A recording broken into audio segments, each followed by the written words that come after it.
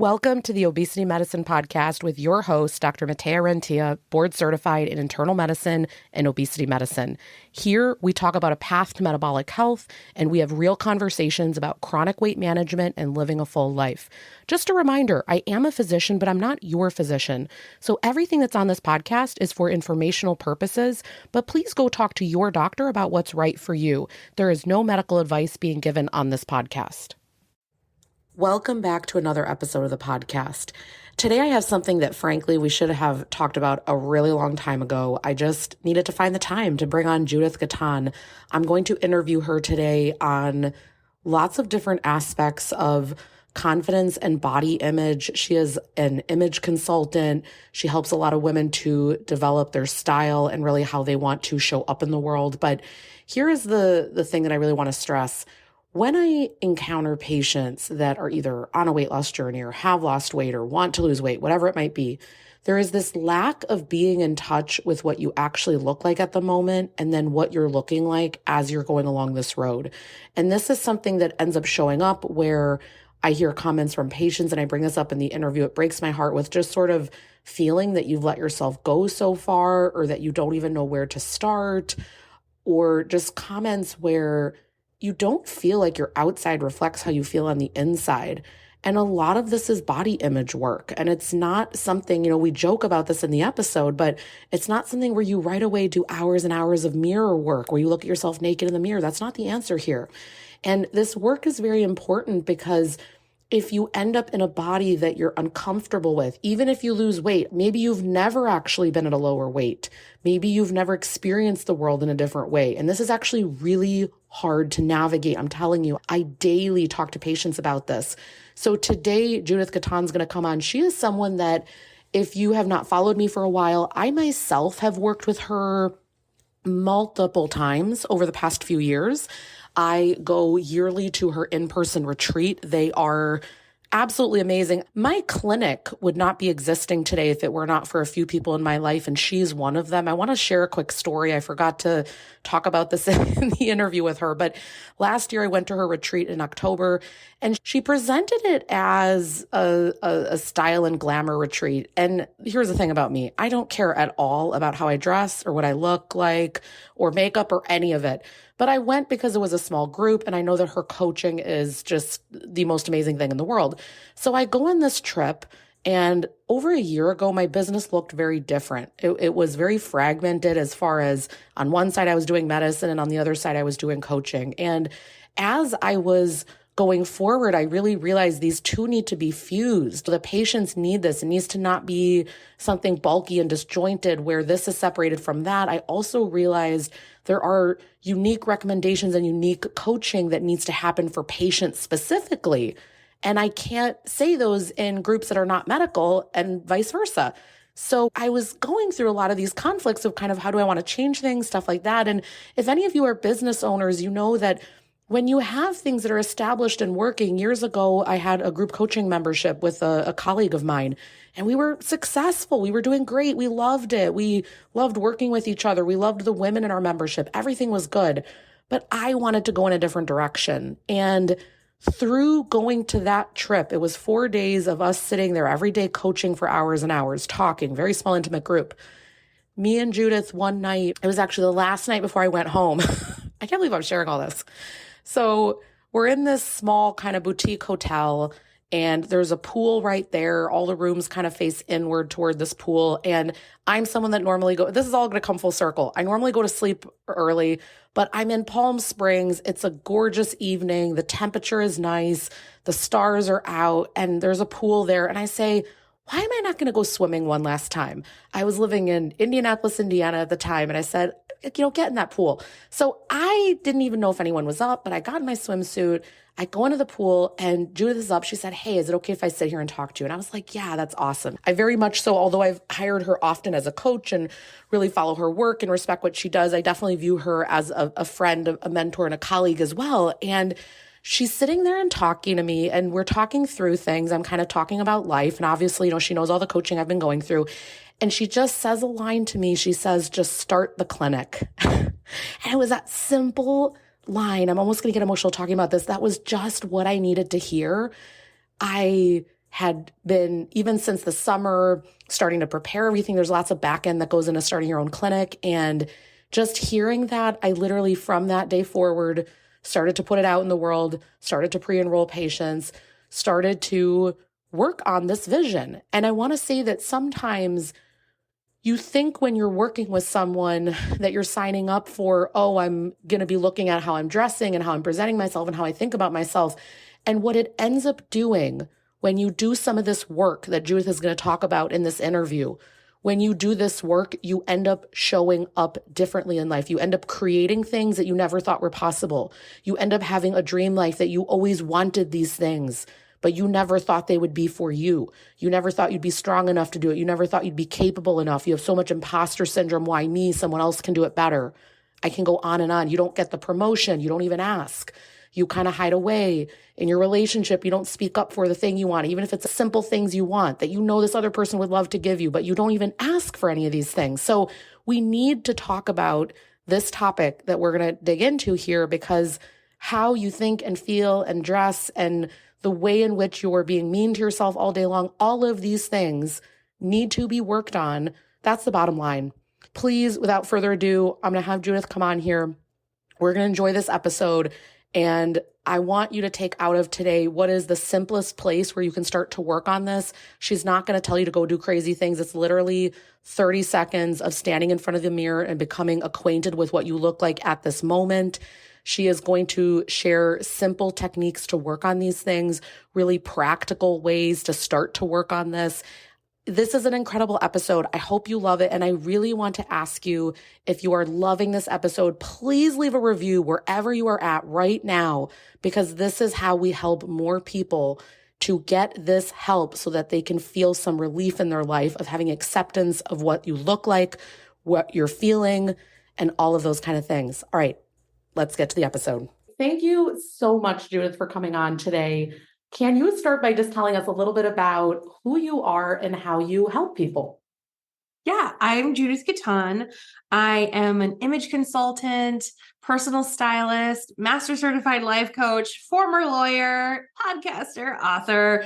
I mean, I could give you the whole rundown. It sounds very chic, but ultimately I am a curvy, fluffy, plus size gal who decided one day that I could not take it anymore. I was in a too small bra and pants that didn't fit, staring at my belly in the mirror thinking, oh shit, something's got to change. So if you're any of those things, you're fluffy, amazing, curvy, sitting on the edge of your bed with your pants that are too small, and you're listening to this right now, just know that Rentea and I have got you. We've totally got you.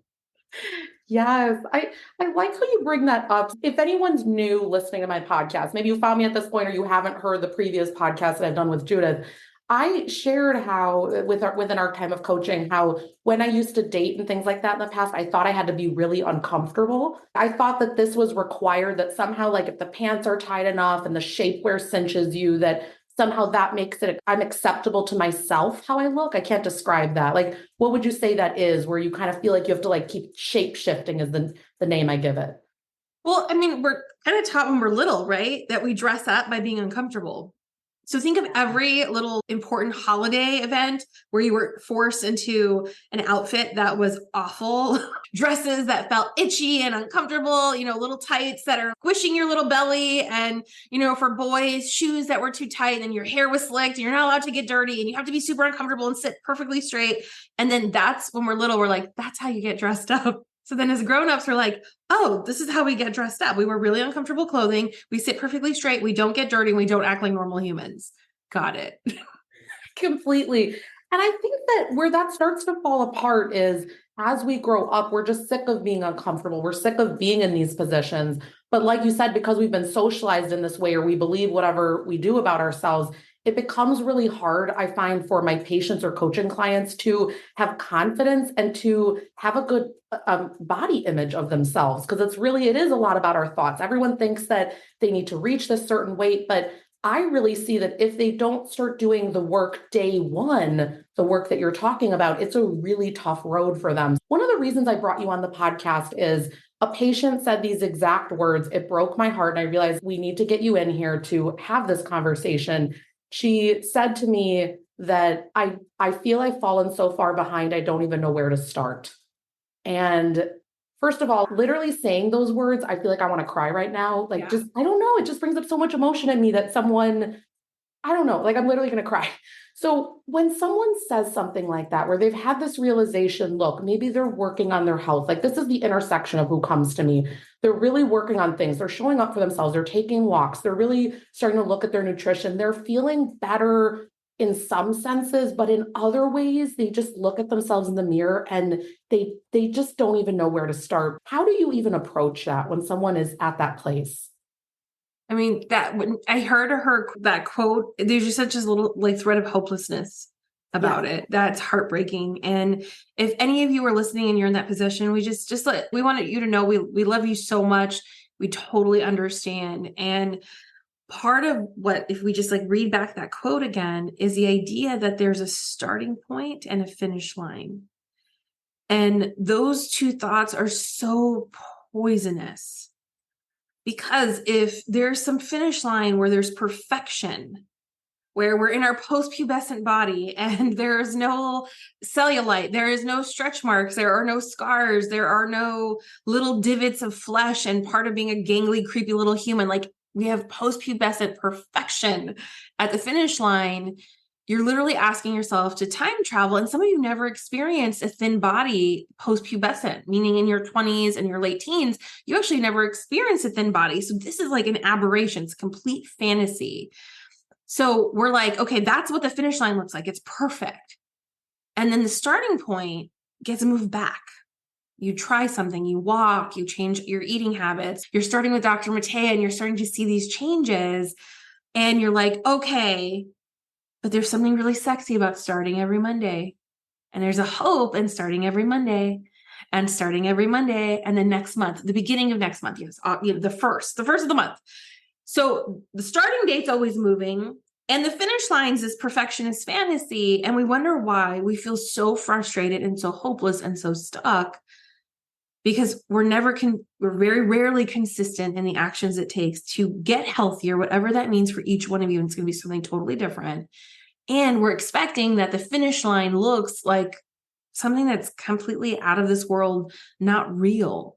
So part of it is you started when you started and there's nothing magical about Monday or next month. And the next time you eat is a perfect opportunity to try something different. The next time you have a coaching call with Dr. Rentea is a perfect opportunity to do something different. And that could be on a Tuesday evening. Like that doesn't matter, friends. And then really dismantling this idea that the finish line is something that's perfect. That's something that is time machine, time traveling, like not like so out of the norm for your body, for your genes, for your lifestyle. Like if we dismantle what the finish line looks like as something not probably perfect, but better than where you might be right now in terms of how you feel about yourself, then we can start to work towards something that is realistic and feels good and is sustainable over time in terms of how you see yourself when you look in the mirror. You know, something that you said, Judith, when you were saying how maybe where you're trying to get to, it's so foreign, you've never even been there. And then we're making it a perfectionistic version even of that. I'm thinking about when I think about clothes and dressing in a way where I always use the term, like I didn't want to feel frumpy dumpy, kind of a little bit more professional, like a little bit more of how I saw myself on the inside, having it reflected outside. When you were speaking, I thought it looked like I get the perfect wardrobe and then I don't again need to go shopping. I don't ever again need to worry about this. I don't enjoy it. But I thought, oh, you just like arrive, like I get Judith's health, it's done. And then I don't ever again need to do it. And then I'm like shocked that however many months later, it's like, oh, this takes maintenance. This takes looking at what actually still feels good or what I still want to wear. Now, my question to you though is, so, okay, people are realizing the finish line doesn't look perfect, but they want to start on this road. How do they even start to work on this thing that I always feel from patients and clients, they think it's such a big thing to kind of step into body image and how they feel about themselves and how they want to dress. Yeah, I think sometimes we bite off more than we're ready to chew when it comes to body image. You're like, I'm going to do mirror work and I'm going to stare at myself in the mirror for a half hour a day, butt naked, which cool if you want to. But if you haven't looked at yourself butt naked in a while, that might be not the thing to start with, my friends. I love you, but that's not good advice. So for some of us, it's like 30 seconds of just paying attention to ourselves. And for some of you, and I'm just going to put a little disclaimer, if any of you suffer from body dysmorphia disorder, you really should not be doing mirror work and outside of the help of a therapist. Like if you have body dysmorphia disorder, you really need to work with a doctor as you do any body image work, because things are going to be coming up for you that folks who don't suffer from that won't be experiencing. So I'm just going to put that little caveat in for what I'm going to say next. Most of my clients, when they first come to me, are not paying attention to themselves at all. Like they're rushing around in the morning, they maybe catch a glimpse of themselves, make sure like hair isn't sticking up, and then they roll. Like they're in front of the Zoom room or they're at work, like they're just trying to get through the friggin' day. So part of it is like you're not paying attention to yourself at all. So the easiest way in, if I give you a practical thing right now that you can do, if you're not paying attention to yourself, is to start in 30-second increments. So just literally set a 30-second timer and you're just going to look at yourself in the mirror. This is what I currently look like. It doesn't have to be butt naked. We don't have to be dramatic. Like it could just be looking at your own face and being like, oh, this is what my face looks like currently.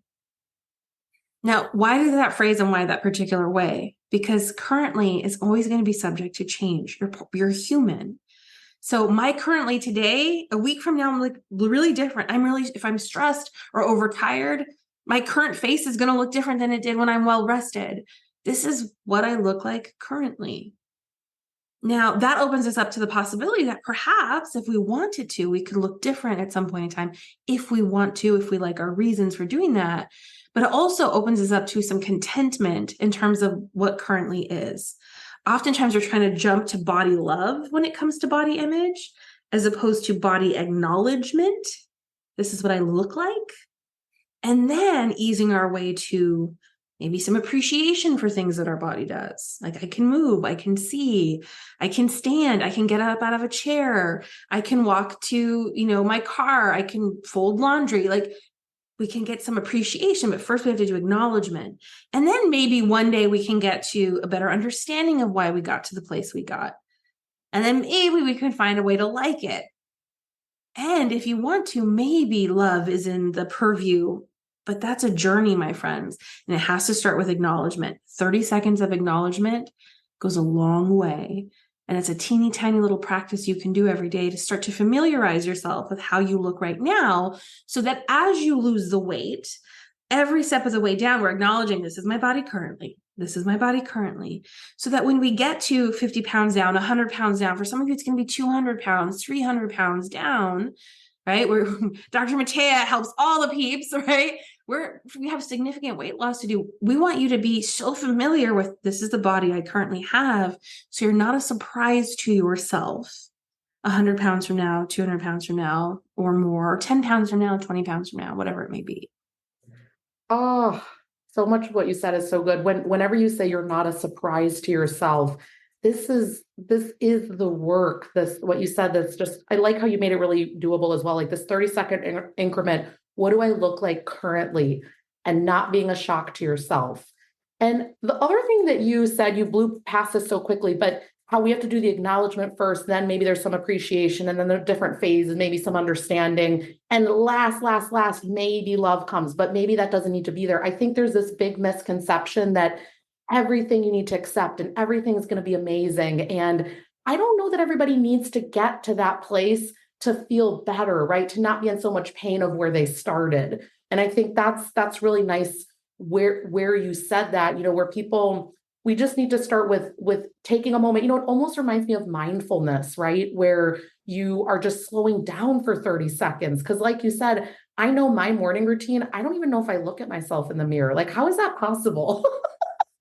Well, a lot of people don't. Like you smother like your SPF on, maybe your moisturizer. If you do that, put on some chapstick, throw your hair in a bun. You need to see what it looks like. You just roll. And there's a beauty in that. Like, hey, I'm all for simplifying your morning routine, but did you bother to look at yourself today? Because you are going to follow you around for the rest of your life. Might as well know what that face staring back in the mirror looks like. Yeah. We love her. Yeah. And I like to, and again, this is just because of who I'm helping all day long. The changes actually are so rapid week to week. People are so obsessed with looking at the scale, which is something I try to help them to get away from. But they have no reality of what they're actually looking like. I think that's just quite powerful. Like you said, if someone's ready for this, to just start a few seconds, what do I actually look like in this moment? And then seeing what work comes after that. Let's say that someone is starting to do this work. They're starting to do that. They've come to some type of an acceptance of where they're at, what they look like, and they feel ready, willing, and able to want to start to work on changing some of the things they're wearing. Maybe they realize it's a typical story I hear is it's all about comfort, but they actually want to sort of zhuzh it up a little bit if they're hanging out with their loved one or they want to go to a party. They want to celebrate their success. And it's actually who they've always been, but they've never let it out. I think that's always the most interesting thing when I talk to people. They say, I'm actually someone that always wanted to go dancing. I wanted to go do those things. I didn't feel I had the permission, but they feel like part of it is they also want physically, like the clothes that they're wearing to reflect that. How can they start to make that transition? So my favorite clothing transition, as you will know, is to start with your underwear drawer. And here's the reason why. And I sometimes get flack for talking about undies a lot, which I think is really humorous. It's such a low cost way to do something really amazing for yourself. It does a few things. So when we start with working on our undies, the foundation garments, there's a reason why they're called foundation garments. If you want the outer layer of clothing to lay appropriately on your body, we need the undergarments, the foundation garments to fit you well. Like if we laid bricks lopsided on the foundation of a building and then lapped a building on top of it, the building was going to be kind of off. It looks sort of weird. It's probably not very safe. Like those things, right? That's kind of a funny analogy, but same with foundation garments, right? So what male, female, whatever your gender specification is, underwear, friends. Underwear is where it's at. It gives you a way of getting to know what your body's currently looking like, where are its lumps and its bumps, right? Shopping for underwear is super intimate. So nobody has to know you're doing it, which I think is part of the fun part. I think sometimes when we're on a weight loss journey, we think we have to make these grand pronouncements to everyone that like, oh, I'm on a diet or I'm eating on protocol or I have this plan I'm following. And we make this like really dramatic pronouncements. Whereas with your underwear drawer, like ain't nobody needs to know you're buying new panties. Like that's between you and you, right? So there's this beautiful thing that this could be just a secret between you. We're getting to know what your body looks like, how it's laying, how your belly fat's distributed, all the different things. And it's a way to invest at a low threshold. Some of you are so not used to investing in yourself and you want to get a whole new wardrobe, but you're not used to spending money on clothing. And clothing prices are different these days, friends, especially if you want something that's going to last you. So great way to get in terms of figuring this out with your budget is let's start with some really nice underwear, boxer briefs, whatever it may be. Like you do you, but that's a great way to get started, get to know your body, get to know what its size and shape is currently, and then we can layer on a piece. Maybe we can find a really great top, and then we mix it in with something you already have. We find trousers because they're falling off of you, and then we mix it in with things you already have. And we build a wardrobe one item at a time, every single step of the way down. So that way, again, it's not a shock to the system when you've lost 50 pounds and absolutely nothing fits you. Your budget won't be prepared for that. You mentally won't be prepared for that. And guess what? When we upset the status quo so much in our brains will bring us back to equilibrium. And a lot of regain happens when that happens because we haven't prepared every single step of the way. Yeah, it's baby steps, right? I don't know why. I've always had this stored away in my mind that working on what you wear or how you look needs to be this massive overhaul moment. I'm sure you hear that all the time. I hear all the time. Yeah. New clothing items enter the house. It's like the back to school phenomenon where I've never really understood this, but there's this like permission when school starts for parents to go and buy a bunch of clothes for their kid when they really could have been doing it all year, but it's like back to school is when we spend all the money. I like that. And I know it makes sense what you're saying, that if we don't have the undies that really support us with the fabrics that work and whatever type of support garments we need, that nothing over that is ever going to be flattering. And I like what you said, how we don't need to start out spending a bunch and kind of getting used to the fact that I'm important, this matters, this is something I'm going to invest in. Because I think that theme of the investment comes into everything. Like sometimes in my clinic, people coming in, they don't know, well, am I going to need all this help and support? And I always tell them, like, I don't run something where they have to like commit to long-term things. It's like literally month to month, you can decide what works for you. But once they get in there, they say, oh, like, I didn't realize that I needed this level of help, right? But letting the bar be low enough where you feel like you can access that. Okay, so they've got the undies, they've got bras, like they have clothes that actually fit them. They're bringing in one item after another. I wonder if you have any tips for, I want to focus on plus size. Do you have any tips for going shopping? So I want to give my history for a second. I always felt it was a very traumatic experience in the past, in the sense that you'd go in the room, a lot of things don't fit. And now we're getting a lot better, I think, the stores, but there used to be like a little section that was plus size. So do you have any tips for people that are physically going to the store or that are purchasing things online to make finding clothes that fit you easier? Because I think a lot of us have no idea what that means. Yeah, I mean, and I'm going to say, if you're living in a plus size body, chances are the store is not going to carry most of your size. I just want to acknowledge that that's a true fact in the world, and not be all like, oh, there's so many options. Well, yes, there's so many options online. I'm glad that you say that, though, because I always felt like it was me, like, oh, well, there's something wrong with me, that you'll see a few things sitting there and you're thinking, oh, they're always out of my size. And I was always like, what's this about?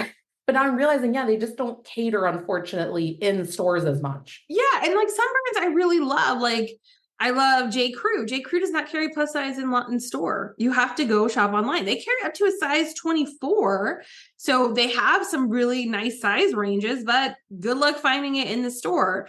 So I just want to acknowledge that reality. So if any of you have been really frustrated and then somebody's like, well, just go shopping, it's just clothes, and you want to punch them in the throat, I feel you, and fuck those people, because it is really hard and it is super frustrating. And then add to that snarky salespeople, add to that, I mean, the horror stories of clients, y'all, that I could share with you that just break my heart. It's horrifying sometimes. And that's not to say all salespeople are bad. I know tons of retail people who are fabulous, who want to help, who wish they carried more sizes in stores so they could be of better service to their clients. So it makes sense. And then add to that, like, you have to walk across the store to like the shame corner that's poorly lit, and that's where they have the plus size clothing. It's like, oh, this is going to be a great experience. So I say all that to say, I recognize where you're coming from. Part of the problem is a lot of people don't go shopping with a list in mind. They go to browse, and then browsing always is going to lead to disappointment, because we didn't have somewhere to direct your brain where your brain was in control of the outcome. So here's what this looks like. If I decide, because like I've been putting one item at a time, and I recognize my next item is definitely going to be jeans. Like my jeans do not fit. They are probably horrible to begin with. I know I live in jeans and I want to wear the fuck out of my next pair. So it's important to me I find jeans. I'm going to have a very different shopping experience, because I'm going to be much more discerning. Any jeans that come into my world have to perform. I like to call it like auditioning. The clothing has to audition for you.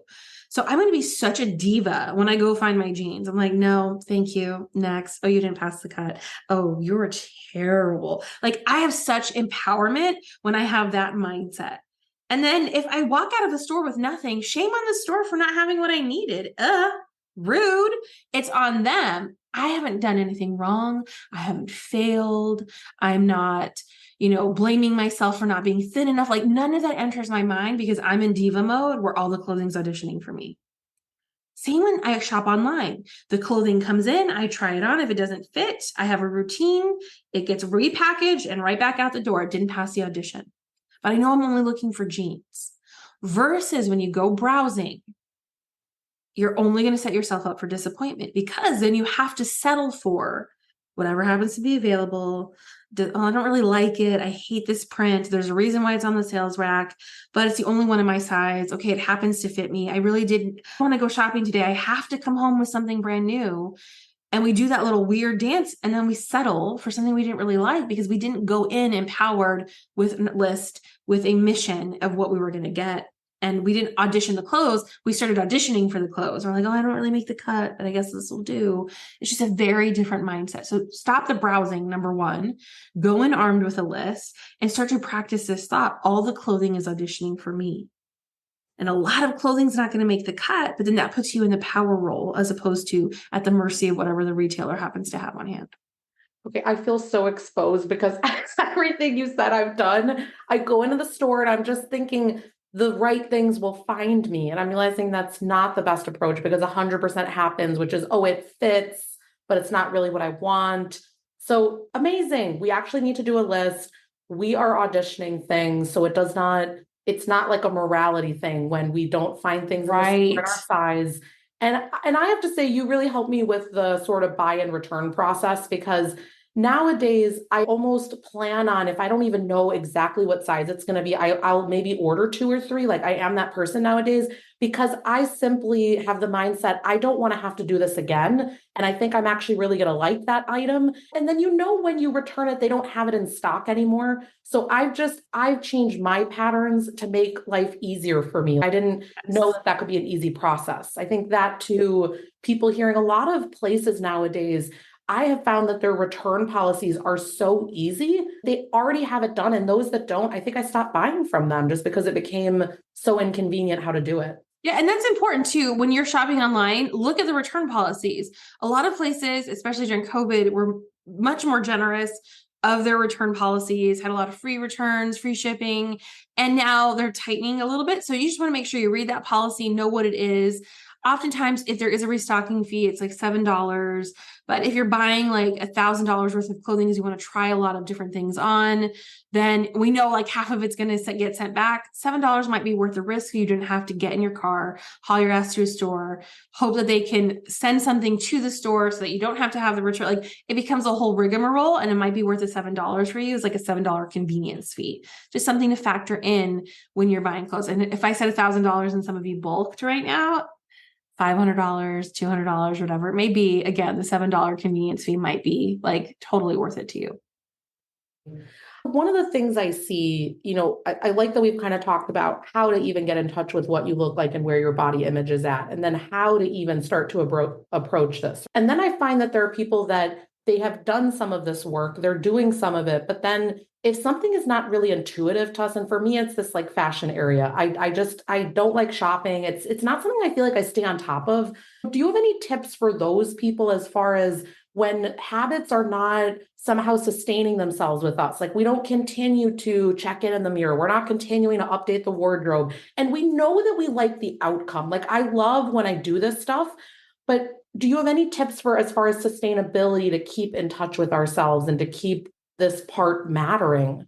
Yeah, I have a moment that I'm going to share about Rentea, like totally going to put her in blast. Oh no. At my retreat last year, she was going to get her picture taken, and I think you didn't want us to curl your hair. There was like, you wanted to do your own hair for a second, and then you changed your mind. And she's got gorgeous hair, by the way. It's like beautiful color. So they put these like loose curls in her hair, and she's in the kitchen and she's doing like pictures. You remember the pictures from the kitchen? Yeah. And she's got like this gorgeous hair. She's a mixing bowl. She's like this huge smile on her face and this cute little top that has like little ruffles on the edges of the sleeve.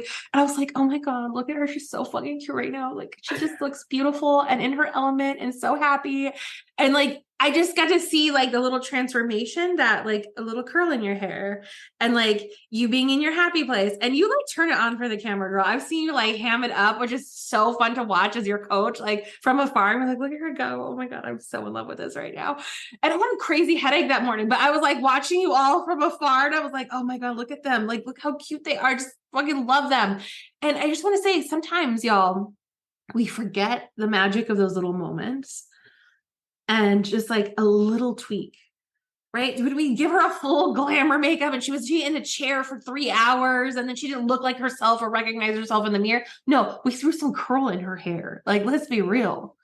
Totally. I remember that because I really, something that, and again, those of you that are listening know this, but I'm really about being genuine online. I'm not overly produced in videos. I don't have a bunch of makeup on. It's very just you're with me in my home type of energy. And I didn't want to have this artificial photo shoot. Like I wanted to be in the kitchen cutting some cucumbers, doing normal things that I would do. And I was worried that if we did all that, that it wouldn't translate. And you helped to show me, no, this is one little step in that direction. And then it helped me to feel better.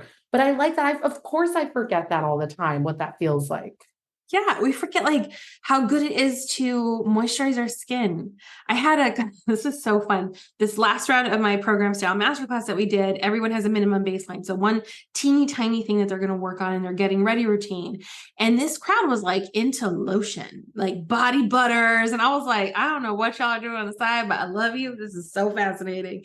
And it was like, became like the moisturizing crew. And that was their minimum baseline until they got it down as a habit. And it took several weeks. Like, I think we were 3 weeks into the program before everybody was like, I'm lotioned up. My skin is glowing. I'm drinking my water. And that tiny little thing, like, just like we think there's like these makeover overhauls that we are taught on TV and they're insane. Like, that's not real life. Most of us just need to like put on some SPF and some chapstick and we'd feel better. So my friends, if you're one who like has these grand pronouncement cycles where you're like makeover and you start spending half hour getting ready every day and it feels really good, but then overwhelm and real life sets in and then it sort of peters away and you find yourself like 3 months from now, like not getting ready at all, just sort of dashing out the door, putting on clothes, you're not naked, so you roll. And then you're like, oh my God, I've done it again. Now I have to do a whole makeover again. Oh no, I'm a failure. And I just want to let you know, like, oh no, you're a normal human. All of us have habits that peter out over time because we forget like the initial deliciousness of doing something nice for ourselves. So we're always chasing like the big version of it and then it peters out. And then the big version of it and it peters out. And what I want to offer you all is maybe we don't do the big giant ass version. We do the teeny tiny one. So our body knows this doesn't actually take a lot of time. It does actually feel really good. And I'll just build some consistency around this teeny tiny thing. And when I'm ready for more, I can always layer things on. I have a client right now who started with chapstick. She wants to wear bright, bold colors. And I'm like, let's do it. But what do you wear currently? Nothing. Well, let's start with some chapstick. Because you going to a bold red lip without having worn anything, like that's going to be a little shock to the system, right? So she started with chapstick, and then she started with tinted chapstick, and then she started with lip gloss. And then I think it was like a week ago, I saw her with like this bold fuchsia lip color. She's like, I'm experimenting. I haven't left the house. She's like, I love that so much. Like, nobody even has to see you. But she's trying this for herself just to see if she likes it. Now, she might decide she doesn't like that saturated of a color. She's going to go back to gloss. Totally fine, but she's created this habit with herself of putting something on her lips every day. And now this habit is cemented. So whatever the thing is that she puts on her lips, she totally gets agency to decide. But that habit, that act of just doing that little thing every day hasn't gone away. There was no huge makeup overhaul. She didn't buy thousands of dollars worth of makeup never to wear it. She started with some chapstick. You all have the same ability, my friends, to start really, really small. I have clients who do nail polish. I have clients who just do mascara. I have clients who just wear SPF because they're like, fuck makeup. Like, you totally get to decide what that looks like for each of you. Oh, it's so good to hear you say this. You know, it's so funny. It's the same intersection with any habit and anything we do, right? Yes. Like I'm thinking sometimes if people want to bring more fruits and veggies into what they're doing, again, the answer is not do it with every meal. If you never did it, there can be gaseous and bloating. It's not going to be good, but it's like small things always get you there. And you just like, you remind me of that. And we're human I always use the term backslide, but I hate that term because I feel like that's not true. That's not what it really is. It's us, like you said, being human and just needing to kind of remember and take those smaller steps. I have to say, I'm so glad that Judith is going to be coming later this month into my clinic to teach more on confidence and body image, more of a workshop style. And, you know, hearing you talk today, I just realized how people actually need to apply this stuff in their life, right? So I'm wondering for people that are listening, I've learned so much today and I already follow everything you do. How can people that are not my patients, how can they find out about you, what you're doing, how to be part of your world? Yeah. So chances are, if you're listening to this podcast, you like to listen to podcasts. So I would recommend the first way to find me is to look up the podcast style masterclass. And my podcast is really short. So it's like 12-minute episodes, and I give you a mission to carry out at the end of the episode. So if you want to get started on this work and you're like, I don't know anything about the style stuff, this is my first foray, I'm kind of curious, and you want to keep the secret between you and me that you're working on this, totally fine. Go to listen to Style Masterclass podcast, super actionable. Now, if you're like, hey, I would like to actually dive in, I'm all ready to do the style stuff and up level my style, get this wardrobe thing figured out, then you would find my program, which is also called Style Masterclass, by going to judithgaton.com. And the cool thing about that program is it's 8 weeks, which means we work fast to teach you all the style stuff that you probably didn't learn when you were little, and that's okay, and then send you on your way. But ultimately, I give you all the tools you need so that whatever you're doing all the way the pounds down, so whether you've lost 20 pounds and then 40 pounds, those tools will serve you every step of the way. Oh, so good. And I need to share, Judith, I did Judith's course 2 times, the Style Masterclass. And then in addition to other stuff you have, obviously, I think you're brilliant. And it truly took me from just clothes that were ratty tatty, just not matching who I felt inside. And by the end of it, I have to tell you, I think like so many of my friends afterwards signed up with you because they were like, what did you do?